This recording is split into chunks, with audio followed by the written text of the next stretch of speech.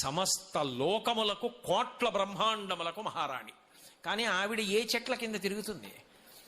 ఆవిడ సంతోషం కోసమని చెప్పి ఆవిడికి సంతోషం ఇచ్చే సువాసనలతో ఉన్న పువ్వులున్న చెట్ల కింద తిరగదట ఆవిడ కదంబ చెట్ల కింద తిరుగుతుంది. ఎందుకు అంటే ఒక్క కదంబ వృక్షానికో లక్షణం ఉంది అని చెప్తుంది శాస్త్రం. అది మెరుపుని అలాగే ఉరుముని ఈ రెండిటిని చూస్తుంది. చెట్టుకి ప్రాణం ఉంటుంది కదా, మెరుపు వచ్చిందనుకోండి తటిల్లత సౌదామిని అంటారు. పెద్ద మెరుపు మెరిసిందనుకోండి విశాఖపట్నం అంతా ఫోటో తీసినట్టు ఫ్లాష్ పడినట్టుగా పడుతుంది. ఆ మెరుపు వంక చూసి ఆనందపడుతుంది.